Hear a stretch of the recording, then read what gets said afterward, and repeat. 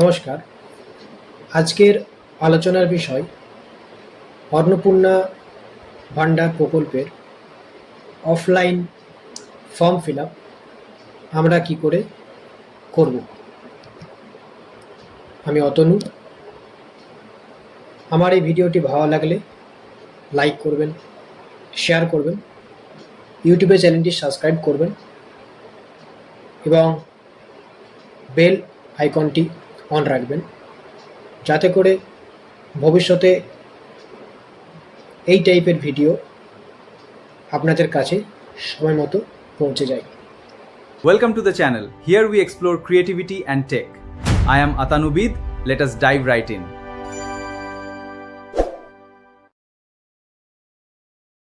27 মে আনুষ্ঠানিকভাবে অন্নপূর্ণা ভান্ডার প্রকল্পের ফর্ম অন্নপূর্ণা ভান্ডার প্রকল্পের ওয়েবসাইটে 3টি ভাষাতে প্রকাশ হয়েছে: ইংলিশ, বাংলা ও হিন্দি। এটি হলো অন্নপূর্ণা যোজনা পোর্টাল সাইট, যেখানে 3টি ভাষায় ফর্ম আমরা দেখতে পাচ্ছি: ইংলিশ, বাংলা ও হিন্দি। আমি এই অন্নপূর্ণা ভান্ডার প্রকল্পের অফলাইন বাংলায় ফর্ম কী করে ফিল আপ করতে হবে সেই বিষয়ে আপনাদেরকে সঠিক তথ্য দিয়ে সাহায্য করার চেষ্টা করব। এই ফর্মটি টোটাল 12খানা পাতার ফর্ম, টোটাল 12টি পেজ এই ফর্মে আছে। এই ফর্মের সবগুলি সঠিকভাবে ফিল আপ করতে হবে। কোনো জিনিস ছেড়ে দিলে বা বাদ দিয়ে এগোনো যাবে না, এতে ফর্মটি গ্রহণযোগ্য নাও হতে পারে। তাই ফর্মটি সঠিকভাবে ফিল আপ করতে হবে। দেখুন, আপনাদের সামনে ডিসপ্লে করছি অন্নপূর্ণা যোজনা পারিবারিক তথ্য সংগ্রহের ফর্ম। এই ফর্মটি শুধুমাত্র অন্নপূর্ণা যোজনা অ্যাপ্লিকেশন ফর্ম নয়, এই ফর্মে পারিবারিক তথ্য সংগ্রহ করছে সরকার। তাই এই ফর্মটি সঠিকভাবে পড়ে সঠিকভাবে ফিল আপ করতে হবে। ফর্মের প্রথমেই লেখা আছে, প্রতিটি বিভাগে স্পষ্ট ক্ষেত্র, টিক বা চেক বক্সের বিকল্প এবং নির্দেশাবলী রয়েছে। প্রতিটি চেকবক্স ও ক্ষেত্র পরিষ্কারভাবে চিহ্নিত করা হয়েছে। আবেদনকারী এবং যাচাইকারী কর্মকর্তাদের জন্য প্রয়োজনীয় নির্দেশাবলী প্রদান করা হয়েছে।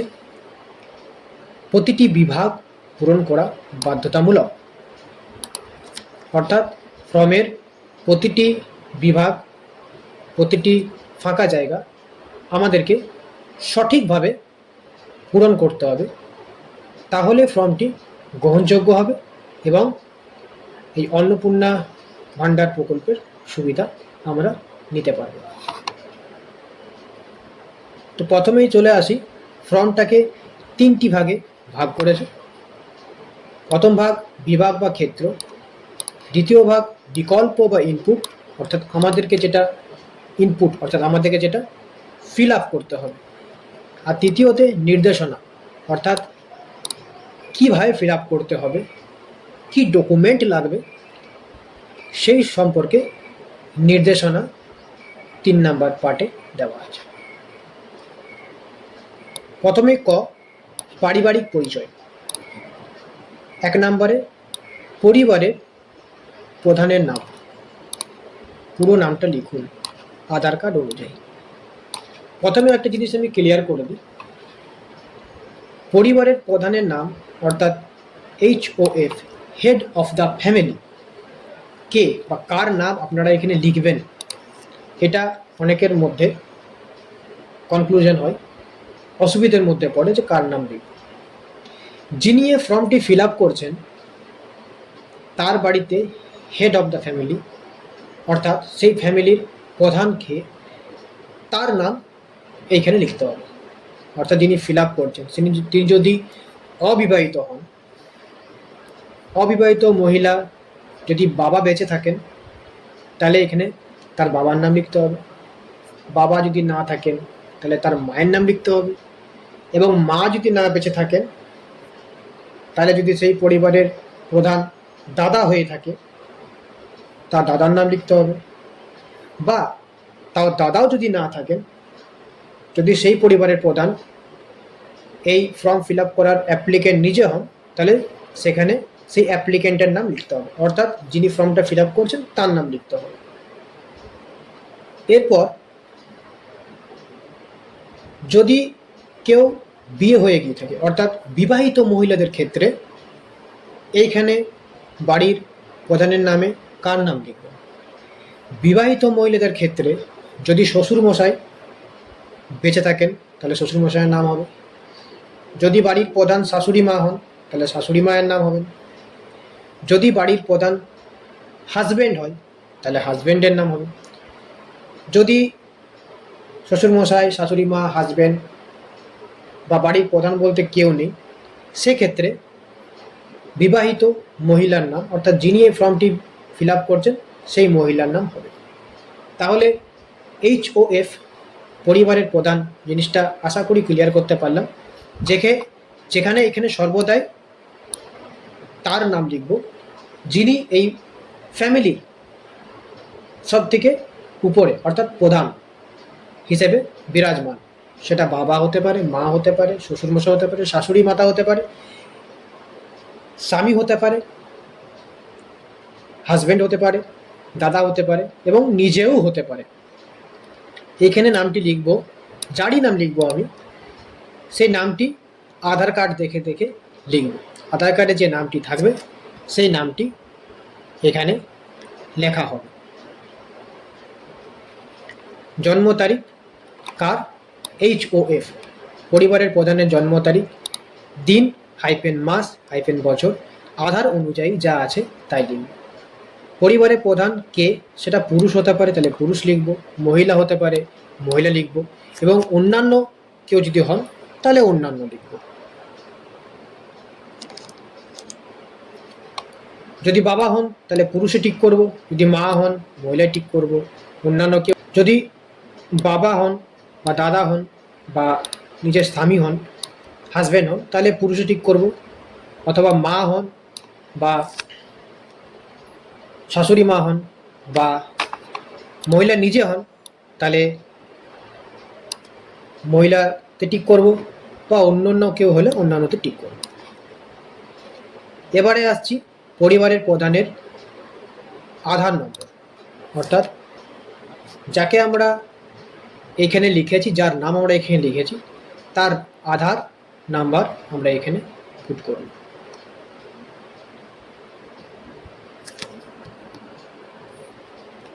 ডিজিটাল রেশন কার্ডে পারিবারিক আইডি যদি থাকে, যদি আপনার বা আপনার পরিবারের কোনো সদস্যের ডিজিটাল রেশন কার্ড থেকে থাকে, তাহলে সেই রেশন কার্ডের যে নম্বরটি থাকবে, দেখবেন রেশন কার্ডে নম্বর থাকে SHPP এমনি করে একটা সংখ্যা দেওয়া থাকে, সেই নাম্বারটি আমরা সম্পূর্ণরূপে এখানে ফিল আপ করি।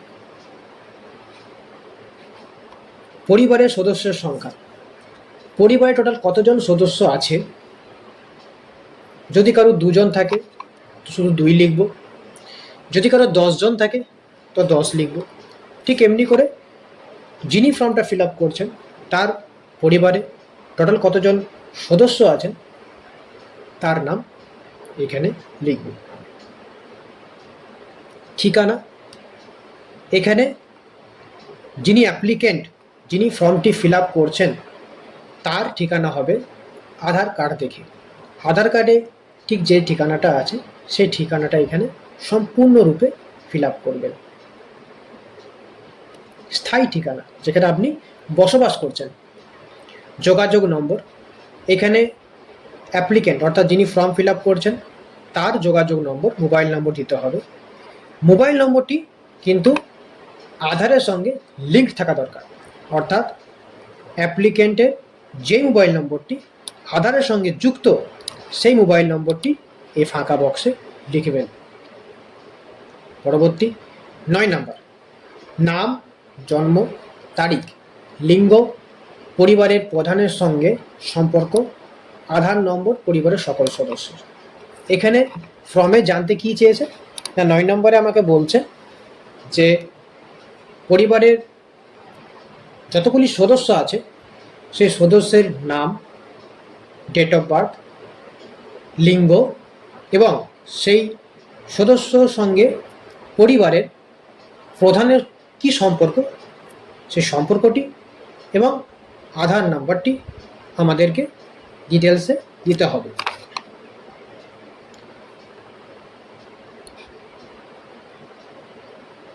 পরিবারের প্রধান, এখানে প্রধানের নাম লিখে দেব। পরিবারের প্রধানের ঠিক পাশে প্রধানের নামটা আমরা এখানে লিখে দেব।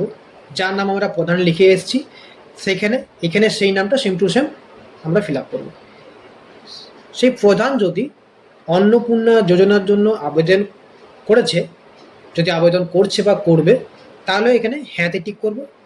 আর যদি সেই সদস্যটি, সেই ব্যক্তিটি অন্নপূর্ণা যোজনার মধ্যে আওতায় আসে না বা আবেদন করবে না, সেক্ষেত্রে আমরা এখানটি টিক করব না। এবার আসি সদস্য সংখ্যা। এখানে দেখুন টোটাল সদস্য 1, সদস্য 2, সদস্য 3, সদস্য 4, সদস্য 5। এই টোটাল 5খানা সদস্যরই জায়গা দেওয়া আছে ফর্মে। কেউ বিলম্বিত হয়ে যাবেন না। যদি ধরে রাখুন আপনার বাড়ির টোটাল 8খানা সদস্য, তো আপনার মনে কোশ্চেন হতে পারে আমি বাকি 3খানা সদস্যের নাম লিখবো কোথায়? এইখানে আপনি 8খানা সদস্যের মধ্যে 5খানা সদস্যের নামই দেবেন। আপনার যে 5খানা সদস্যের নাম আমার মনে হয় যে আপনার এই 5খানা সদস্যের নাম অন্ততপক্ষে এখানে দেওয়াটা দরকার, ঠিক সেই 5খানা সদস্যের নাম আপনি এখানে ফিল আপ করবেন। সদস্য 1, সদস্য 1-এ এখানে আপনি আপনার নাম ফিল আপ করবেন। আপনার নাম, জন্ম তারিখ, আপনার লিঙ্গ এবং পরিবারের প্রধানের সঙ্গে আপনার সম্পর্কটা কি। যদি পরিবারের প্রধানে আপনি আপনার বাবার নাম লিখে এসেছেন, তাহলে বাবার সাথে আপনার সাথে প্রধানের সম্পর্কটা কি হয়, বাবা হবে, তাহলে এখানে বাবা লিখবেন।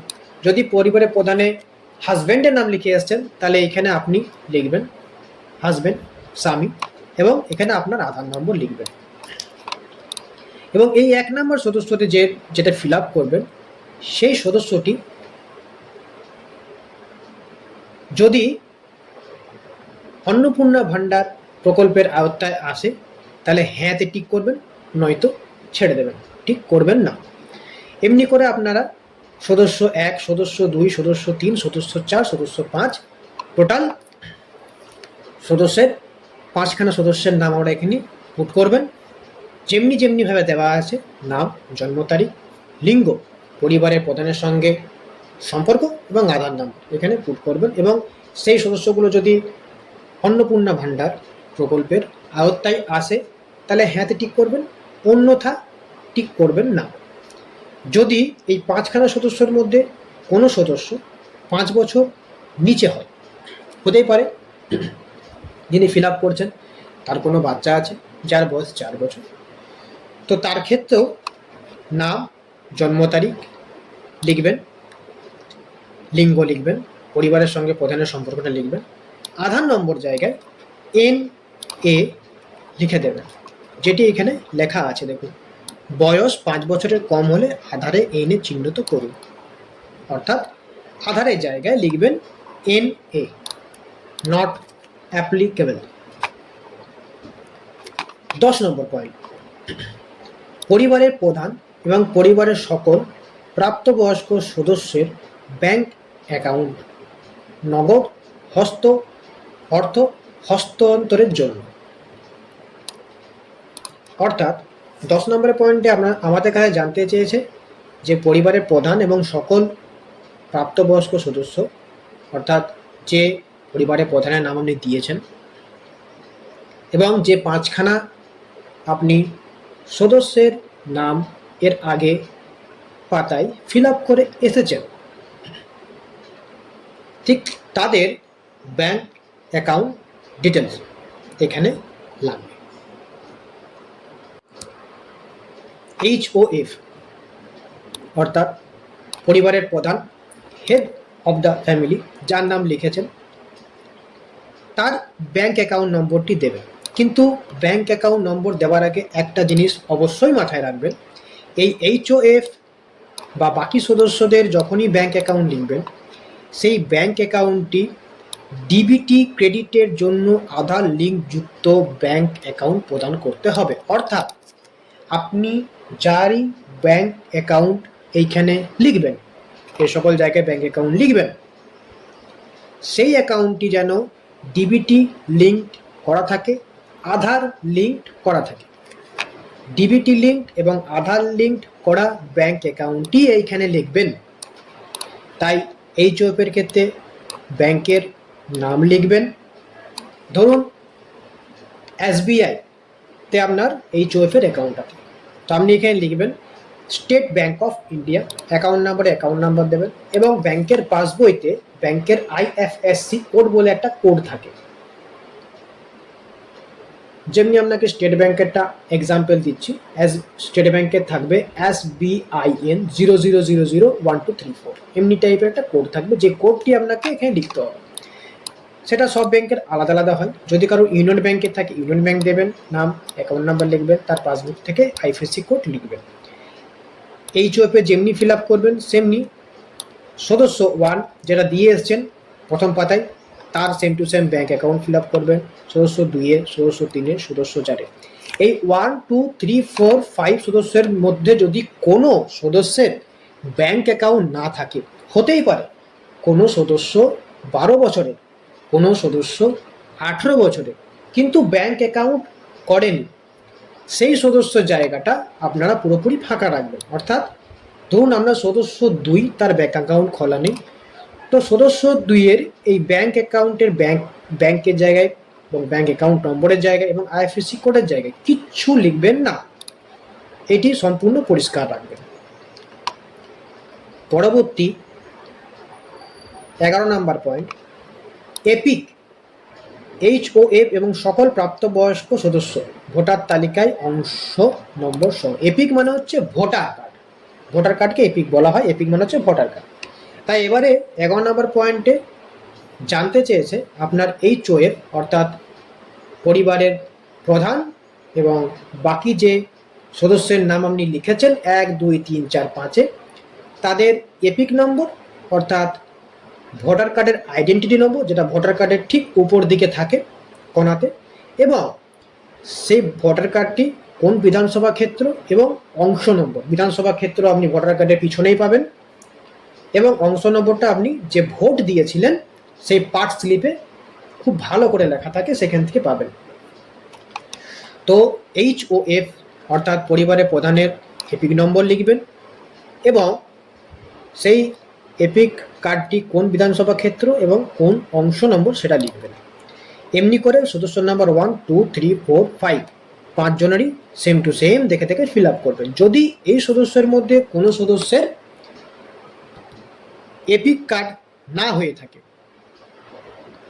ভোটার কার্ড হয়নি, হতেই পারে অনেক সদস্যের ভোটার কার্ড হয়নি, যিনি সেই জায়গায় পৌঁছাননি, 18 বছর পার হয়নি, তো সেই ক্ষেত্রে তার জায়গাগুলো ফাঁকা রাখবেন।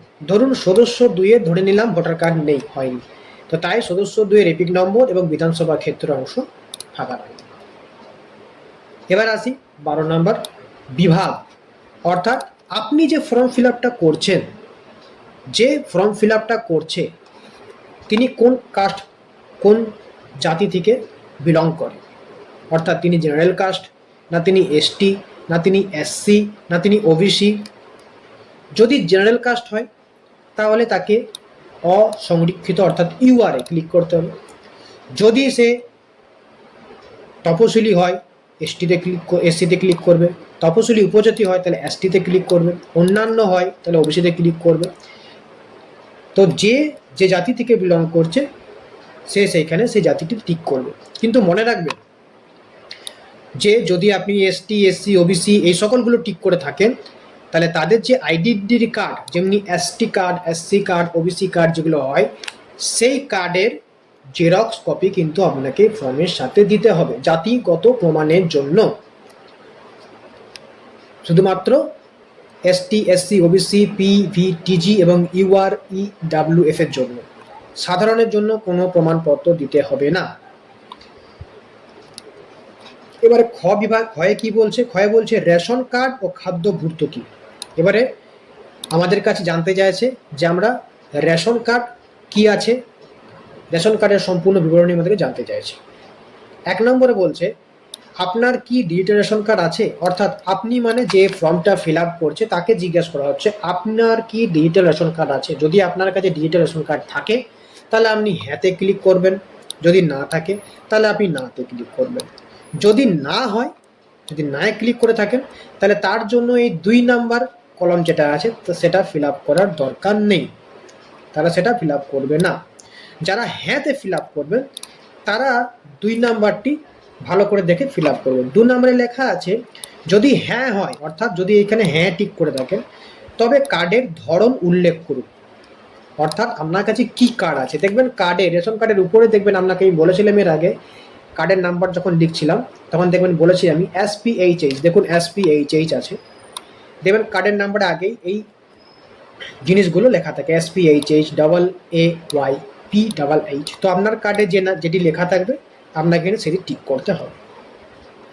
এবার 3 নম্বর আপনাকে জিজ্ঞেস করছে পরিবারটি রেশন দোকান থেকে মাসিক রেশন তুলছে কিনা, অর্থাৎ আপনার যে পরিবার আছে সেই পরিবারের যে রেশন পাওয়া যায় প্রতি মাসে আমরা সংগ্রহ করে থাকি রেশন ডিলারের কাছ থেকে, সেটা উনি জিজ্ঞেস করছেন ফর্মে যে আপনারা প্রতি মাসে রেশন তুলছেন। যদি তুলছেন প্রতি মাসে তো হ্যাঁ ক্লিক করবে, যদি তুলেন না, যদি রেশন আপনারা কালেক্ট করেন না তাহলে সেক্ষেত্রে নাতে ক্লিক করবেন। এবারে কিন্তু জানতে চাইছে সম্পদ অর্থাৎ অ্যাসেট, আমাদের কাছে কি অ্যাসেটস আছে। দেখুন গতে সম্পদ,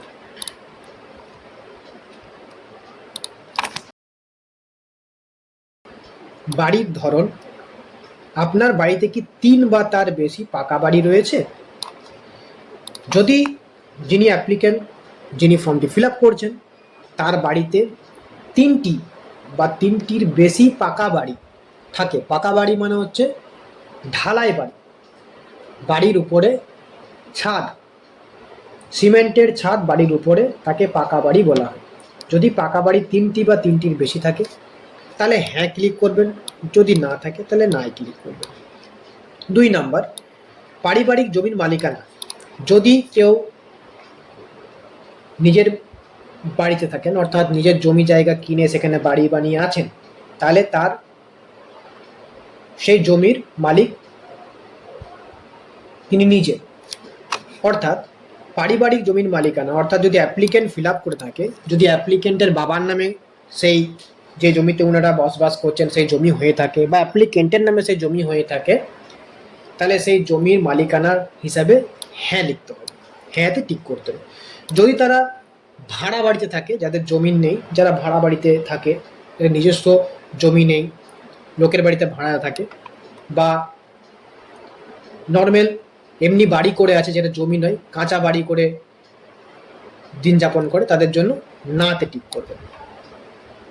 যদি হ্যাঁতে টিক করে থাকেন, যদি জমি থাকে নিজস্ব বাড়ি থাকে, তাহলে রেজিস্ট্রেশন নথি, মিউটেশনের কপি এবং আরোবার হালনাগাদের তারিখ সহ সর্বশেষ জমি রেকর্ড কপি এটা কিন্তু রেডি রাখতে হবে।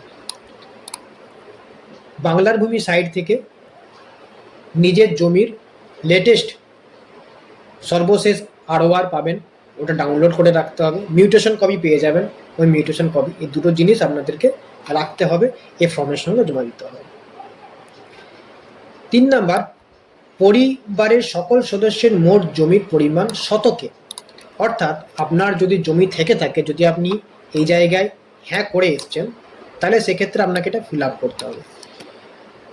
কি ফিল আপ করতে হবে না, আপনার যে জমি আছে সেটা মোট কতটা পরিমাণ, কতটা ডেসিমেল বা শতকের জমিটা আছে, সেটা আপনার আরওআর মিউটেশন কপিতে পরিষ্কারভাবে লেখা থাকবে। শতকে সেটা আপনাকে এখানে লিখতে হবে। দেখুন এখানে লেখা আছে রেজিস্ট্রেশন নথি সর্বশেষ আরওআর ও জমির নথি। আপনারা আরওআর কপি বা মিউটেশন কপির মধ্যে এই জিনিসটা ক্লিয়ার পাবেন।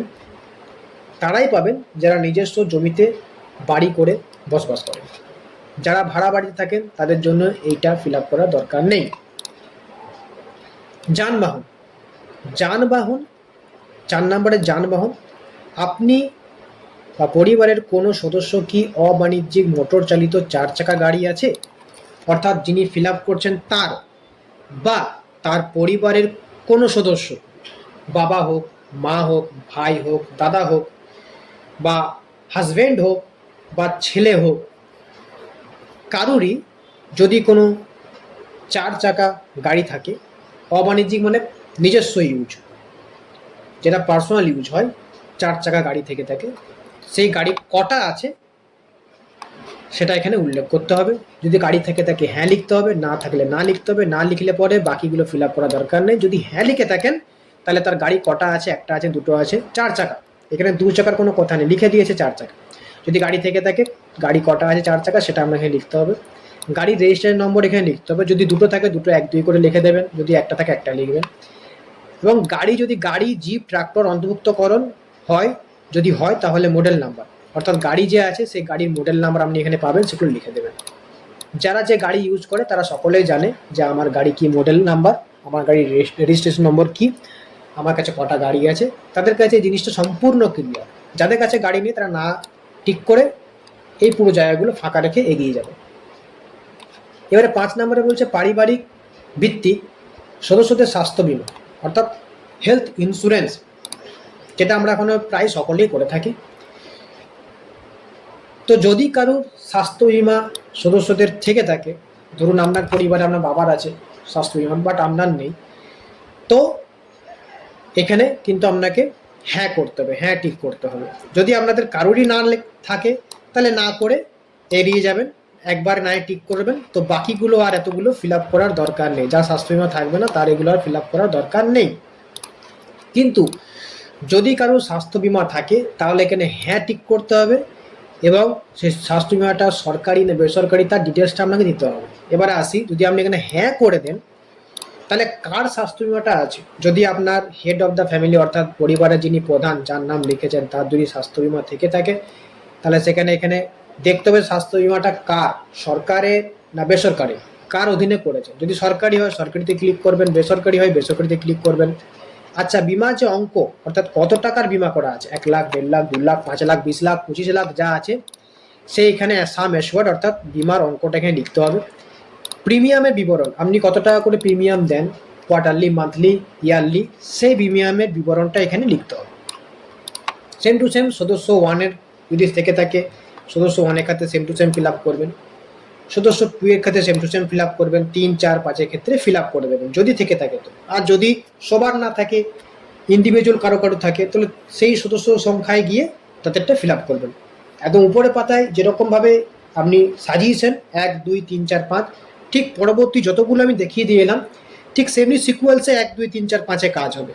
এমন না হয় যে একে আপনি প্রথম পাতায় একে অন্য কারোর নাম লিখেছেন, দ্বিতীয় পাতায় এসে পড়ে 1 নম্বরের জায়গায় অন্য কারোর ডিটেলস ভরে দিয়েছেন, সেটা হবে না। আপনি প্রথম পাতায় যেখানে শুরু ছিল, যেখানে আপনি সদস্যগুলোকে 1, 2, 3, 4, 5-এ কন্টিনিউয়াস সাজিয়েছেন, সেমনি পরবর্তী প্রত্যেকটা পেজে 1, 2, 3, 4, 5 কন্টিনিউয়াস সাজাবেন, কোনো চেঞ্জেস করবেন না।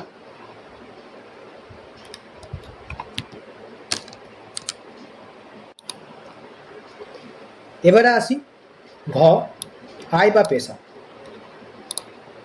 1 নম্বরে কোনো সদস্য কি আয়কর বা পেশাগত কর প্রদান করেন।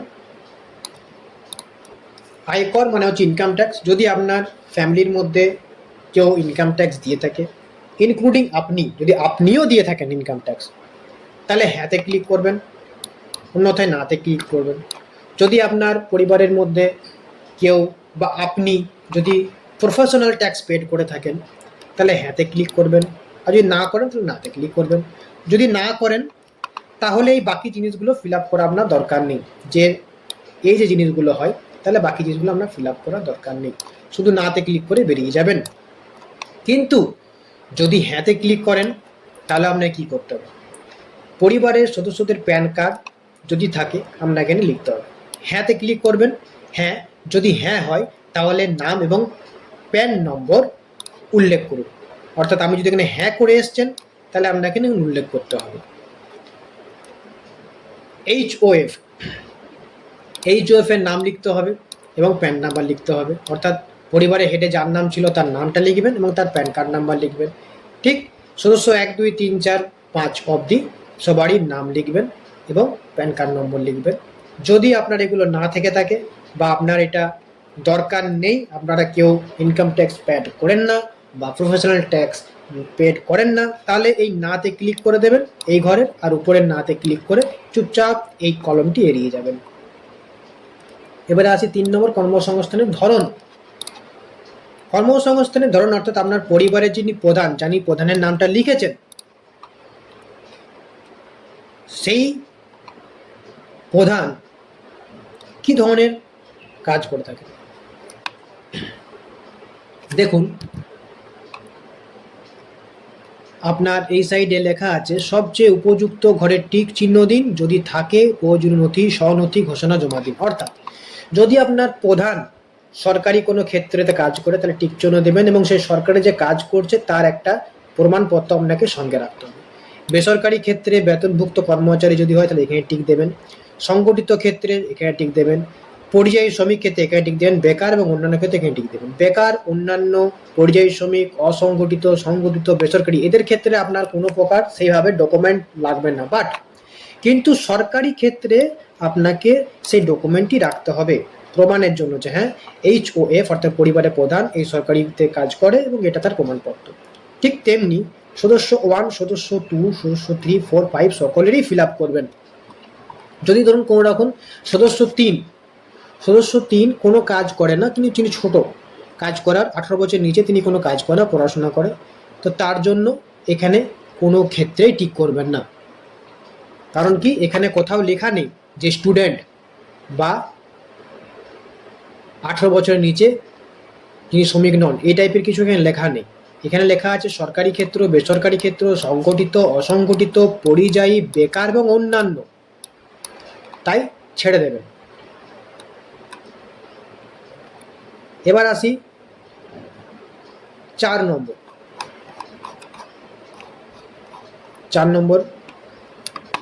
6 নম্বর পাতায় দেখবেন, এই 6 নম্বর পাতায় 4 নম্বরে পরিবারের শিক্ষিত ও প্রাপ্তবয়স্ক সদস্যদের সংখ্যা এবং পরিবারের অশিক্ষিত প্রাপ্তবয়স্কদের সংখ্যা।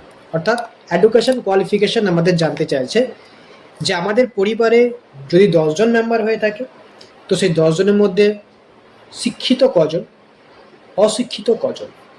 তো আপনার পরিবারে যতজন শিক্ষিত এখানে লিখবেন, যদি 4 জনের 4 জন, 8 জনের 8 জন, 10 জনের 10 জন, আর যজন অশিক্ষিত অর্থাৎ লেখাপড়া করেননি তারা এখানে লিখবেন। পরিবারের প্রধান যদি শিক্ষিত হয় শিক্ষিতে টিক করবেন। পরিবারের প্রধানের সর্বোচ্চ শিক্ষাগত যোগ্যতা অর্থাৎ যদি পরিবারের প্রধান যার নাম লিখেছেন তিনি যদি ক্লাস 10 দিয়ে থাকেন তাহলে এখানে লিখবেন মাধ্যমিক, যদি তিনি সবশেষ উচ্চ মাধ্যমিক দিয়ে থাকেন তাহলে এখানে লিখবেন উচ্চ মাধ্যমিক, গ্র্যাজুয়েট থাকলে গ্র্যাজুয়েট, এবং তাছাড়াও যত বেশি পড়াশোনা করেছেন সেই পড়াশোনাটা এখানে আপনাকে লিখতে হবে। যদি তিনি পড়াশোনা না করে থাকেন তাহলে অশিক্ষিততে টিক দিলেই চলবে, বাকি কিছুতে লেখার দরকার নেই। ঠিক তেমনি সদস্য 1, সদস্য 2, 3, 4, 5 সেম টু সেম যেগুলো লিখেছেন সেই অনুযায়ী same to same fill up করবেন। যে সদস্যগুলো শিক্ষিত যদি হয় শিক্ষিত টিক করবেন, সর্বোচ্চ যোগ্যতা অর্থাৎ লাস্ট কতদূর পড়াশোনা করে সেখানে লিখবেন, যদি সে অশিক্ষিত হয় তাহলে অশিক্ষিত টিক করে, আর বাকিতে কিছু টিক করা বা লেখালেখি করবেন না। 5 নাম্বার, কোনো সদস্য কি কোনো সাংবিধানিক মন্ত্রী পদ, সাংসদ, বিধায়ক, পৌর স্থানীয় সংস্থা এবং পঞ্চায়েতের সংস্থার প্রধান বর্তমান ধারক, অর্থাৎ আপনি যে ফ্যামিলির সঙ্গে যুক্ত তিনি কি কোনো সাংবিধানিক পদ, মন্ত্রী, সাংসদ, কাউন্সিলর, বিধায়ক, মেয়র বা পঞ্চায়েতে কোনো বর্তমান বা প্রাক্তন কোনো ধারক কিনা বা কোনো পদে ছিলেন কিনা সেই বিষয়ে লিখতে হবে। যদি থাকে তো হ্যাঁ লিখবেন, এবং কতজন এই পদের সঙ্গে যুক্ত আপনার ফ্যামিলিতে সেটা লিখবেন, এখানে হ্যাঁতে টিক করবেন, আর কতজন সেটা লিখবেন, যদি দুজনে দুজন, একজনে একজন। যদি না হয় কেউ তাহলে এখানে না লিখে চুপচাপ এড়িয়ে যাবেন, আর যদি হ্যাঁ লিখে থাকেন তাহলে এখানে সংখ্যাটা লিখবেন এবং তার প্রয়োজনীয় নথি সঙ্গে রাখবেন। অর্থাৎ যদি তিনি পঞ্চায়েত প্রধান হন তাহলে তার পঞ্চায়েতের কার্ড, প্রধানের কার্ড, বা মেয়র হন, কাউন্সিলর হন তাদের আইডি কার্ড বা তাদের সরকারি যে আইডেন্টিটি প্রুফ সেটা কিন্তু সঙ্গে রাখবেন। আর যদি না হয়ে থাকে, কেউ করে না, তাহলে না করে এগিয়ে যাবেন, বাকিগুলো প্রয়োজন নয়। 6 নম্বর, কোনো সদস্য কি সরকারি পেনশনভোগী? আপনার ঘরে হতেই পারে আপনার মা পেনশনভোগী, হতেই পারে। যদি কোনো সদস্য আপনার পরিবারে পেনশনভোগী হয় তাহলে এখানে আপনাকে হ্যাঁতে টিক করতে হবে। এবং কতজন পেনশনভোগী, যদি একজন হয় একজন লিখবেন, 10 জন হয় 10 জন লিখবেন। আর তার সাথে তিনি যে পেনশন স্লিপ পান সেটা কিন্তু জেরক্স করে রাখবেন, আপডেটেড। অর্থাৎ সর্বশেষ যে পেনশন স্লিপটা পেয়েছেন সেটা কিন্তু জেরক্সটা রাখবেন।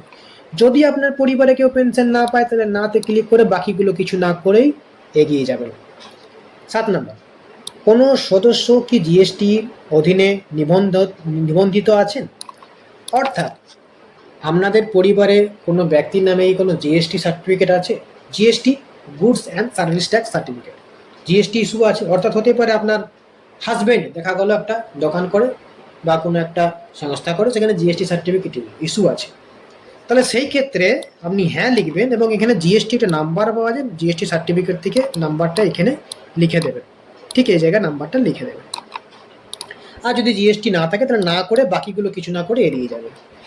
8 নাম্বার, পারিবারিক মোট বার্ষিক আয় টাকায় লিখতে হবে শুধুমাত্র, কত টাকা পারিবারিক মোট বার্ষিক আয়। জিনিসটা ভালো করে পড়বেন, পরিবারের মোট বার্ষিক আয় অর্থাৎ আপনার পরিবারে যদি টোটাল 5 জন থাকে এবং সেই 5 জন যদি 5 জনের মধ্যে যদি 3 জনও কাজ করেন, জব করেন, তো সেই জব থেকে তারা প্রতি মাসে কত টাকা করে পান সেই টাকাটি যোগ করে 3 জনের টাকাটি এক মাসে যোগ করে সেটাকে 12 দিয়ে গুণ করবেন। অর্থাৎ বার্ষিক, যেহেতু বার্ষিক বলেছে, অ্যানুয়াল বলেছে, তাই 12 দিয়ে গুণ করতে হবে।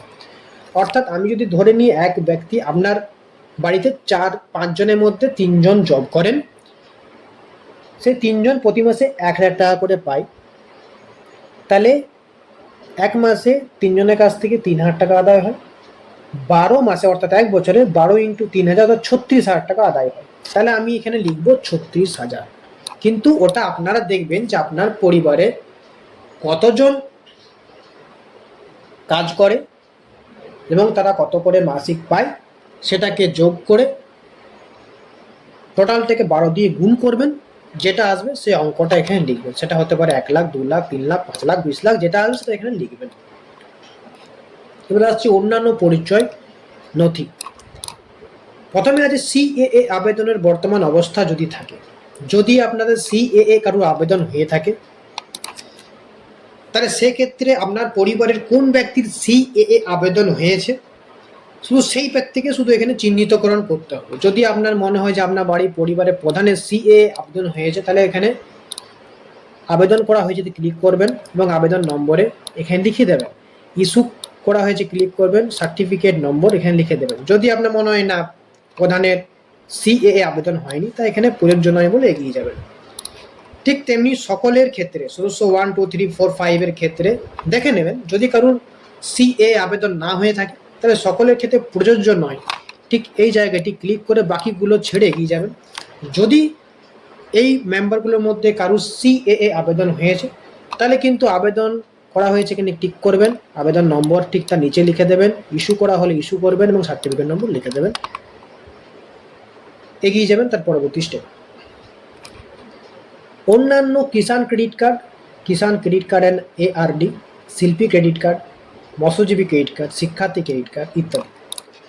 যদি পরিবারের কোনো ব্যক্তি ঠিক এই ক্রেডিট কার্ডগুলো ধারক অর্থাৎ তাদের কাছে ক্রেডিট কার্ডগুলো আছে, হতে পারে ধরুন আপনার ছেলের নাম আপনি লিখেছেন, তিনি স্টুডেন্ট ক্রেডিট কার্ড তার কাছে আছে, হতে পারে আপনার স্বামীর কাছে কিষাণ ক্রেডিট কার্ড আছে। যদি থেকে থাকে তাহলে এখানে নম্বরটা লিখতে হবে, আইডির সংখ্যাটা এখানে লিখতে হবে এবং যে তারিখ ইস্যু করা হয়েছে তার ইস্যু করার ডেটটা লিখতে হবে। এই সমস্তটি আপনি আপনার ক্রেডিট কার্ডে পেয়ে যাবেন। নম্বর, আইডির সংখ্যা, ইস্যু করা হয়েছে, তার ডেট, সমস্তটি আপনি পেয়ে যাবেন। আর যদি কেউ এই সকল ক্রেডিট কার্ডের ধারক নন, অর্থাৎ এই সকল ক্রেডিট কার্ড নেই, তারা এই জিনিসটি সম্পূর্ণ ফাঁকা রেখে পরবর্তী পর্যায়ে এগিয়ে যাবে। 3 নম্বরে বলেছে, যদি SIR 2026-এর নাম বাদ পড়ে থাকে তবে মামলাটি ট্রাইব্যুনালে বিচারাধীন। কয়েকদিন আগে আমাদের মধ্যে SIR হয়েছে, যেখানে অনেক লক্ষ লক্ষ নাম বাদ গেছে। সেই নামগুলোর মধ্যে কিছু কিছু নাম ট্রাইব্যুনালে উঠেছে। তো আপনি যে ফর্মটা ফিল আপ করছেন, আপনার পরিবারের মধ্যে যদি কোনো সদস্য, যেটা পরিবার প্রধান হোক বা আপনি নিজে হন বা যে 5খানা সদস্যের নাম দিয়েছেন তাদের মধ্যে যদি কোনো সদস্য ট্রাইব্যুনালে বিচারাধীন হয়, তাহলে সেই ক্ষেত্রে এখানে আপনাকে লিখতে হবে যে হ্যাঁ, আমার মামলা ট্রাইব্যুনালে গেছে। এখানে আপনাকে ঠিক করতে হবে। যদি আপনার মামলাটি ট্রাইব্যুনাল না যায়, তাহলে নাতে ক্লিক করবেন। যদি আপনার জন্য আপনার নাম হিসাবে বাদ পড়েনি, আপনার কোনো সদস্যের ট্রাইব্যুনাল যায়নি, এমনি অনেক ব্যক্তি আছেন লাখ লাখ, তো তারা প্রযোজ্য নয়তে ক্লিক করে টিক চিহ্ন দিয়ে সমস্তগুলো বাকিগুলো এগুলো ফাঁকা রেখে এগিয়ে যাবেন।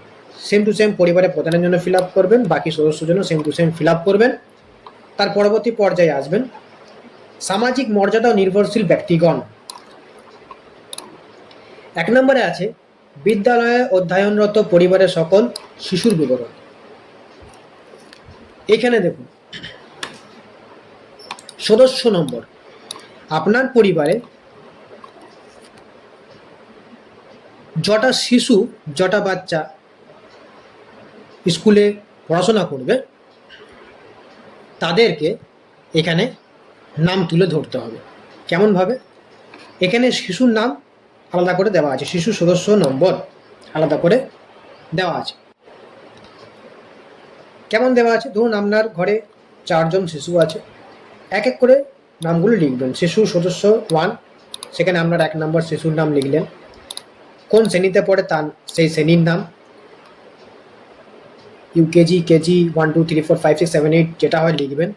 বিদ্যালয়ের নাম লিখবেন, বিদ্যালয়ের ধরনটা কীরকম সেটা লিখবেন, যে সরকারি না সরকারি সাহায্যপ্রাপ্ত, না স্পন্সার, না বেসরকারি। সরকারি হলে সরকারিতে টিক দেবেন, বেসরকারি হলে বেসরকারিতে টিক দেবেন। বিদ্যালয়ের ধরনে আপনাদের কীরকম লিখতে হয়? বিদ্যালয়ের ধরন অন্যান্য নির্বাচন করলে অনুগ্রহ করে বিস্তারিত উল্লেখ করুন, যেমন ওপেন স্কুলিং, হোম স্কুলিং ইত্যাদি। বিদ্যালয়ের ধরন, কী ধরনের বিদ্যালয় সেটা যদি আপনি এখানে লিখেন, আপনার ছেলে কোন স্কুলে পড়ে, সরকারি স্কুলে পড়ে না উচ্চ বিদ্যালয়ে পড়ে না নর্মাল বিদ্যালয়ে পড়ে না কলেজে পড়ে, সেই ধরনটা আপনাকে এখানে লিখতে হবে। যদি অন্যান্য লিখেন তাহলে সেই ক্ষেত্রে আপনার উল্লেখ করে দিতে হবে যে বাচ্চাটা ওপেন স্কুলিং থেকে পড়ছে না হোম স্কুলিং থেকে পড়ছে, সেই জিনিসটা আপনাকে ধরন এখানে কিন্তু মেনশন করতে হবে। আদারওয়াইজ যারা সরকারি স্কুলে পড়ে তাদের জন্য সরকারি টিক করলেই হয়ে যাবে, বেসরকারিতে বেসরকারি টিক করলেই হয়ে যাবে। এমনি করে যদি আপনার ঘরে যতগুলো সংখ্যা শিশু থাকবে আপনি এখানে লিখতে পারেন same to same fill up করে। শিশুদের টিকাকরণের বর্তমান অবস্থা হতে পারে, যিনি ফিল আপ করছেন তার ছোট বাচ্চা আছে, তার টিকাকরণ চলছে বা তার টিকাকরণ শুরু হয়নি, তাদের জন্য এই জিনিসটা। যদি কোনো শিশুর টিকাকরণ হয়েছে, যেমনি ধরে রাখুন আপনি যে এখানে শিশুগুলোর নাম লিখেছিলেন, যে অ্যাকর্ডিংলি 1 2 3 4 সিএল ওয়াইজ, ঠিক সেম টু সেম কিন্তু এখানেও লিখবেন। শিশু সদস্য 1, যেটা আপনি 1 নম্বর নাম লিখেছিলেন, যে শিশুর নাম XYZ যারই নাম লিখেছিলেন, তার কি টিকাকরণ শুরু হয়েছে না সম্পূর্ণ হয়েছে না টিকাকরণ হয়নি। যদি তার টিকাকরণ হয়ে গিয়ে থাকে, আপনি ছোটোবেলায় টিকা দিয়ে দিয়েছেন, তাহলে হ্যাঁ এখানে টিকাকরণ ক্লিক করে দেবেন। যদি তার টিকাকরণ করা নেই তাহলে টিকাকরণে ক্লিক করবেন। যদি হ্যাঁতে করেন তাহলে টিকা কার্ড আইডি বা যদি না হয় তাহলে শেষ টিকা তারিখ দেওয়ার, টিকা না নেওয়ার কারণ, এগুলো আপনাকে কিন্তু দিতে হবে।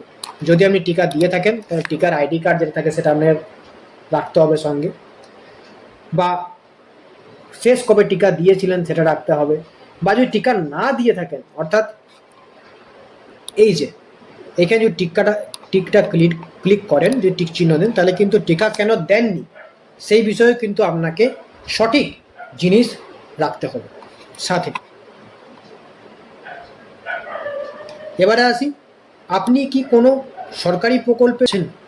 যদি আপনার পরিবারের প্রধান বা পরিবারের অন্য কোনো সদস্য বা আপনি কোনো সরকারি প্রকল্পের সুবিধা পান, তাহলে সেখানে হ্যাঁ করবেন। যদি পেয়ে থাকেন সেই ডিটেলসগুলো এখানে দিয়ে দেবেন। যদি আপনি কেউ পরিবারের প্রধান হোক বা কেউ কোনো সদস্য সরকারি প্রকল্পের টাকা পায় না, তাহলে এখানে না করে এগিয়ে যাবেন। 2 নাম্বার, বাদ দেওয়া হলে কারণ অফিসার কর্তৃক পূরণীয়। এই জায়গায় আপনারা কিছু ফিল আপ করবেন না, এই জায়গায় অফিসার ফিল আপ করবেন। যদি আপনার ফর্মটি গ্রহণযোগ্য না হয়, তাহলে কি কারণে গ্রহণযোগ্য নয়, কি ভুলের জন্য গ্রহণযোগ্য নয়, সে অফিসার এখানে লিখবেন, তার বিবরণী আপনি দেবেন।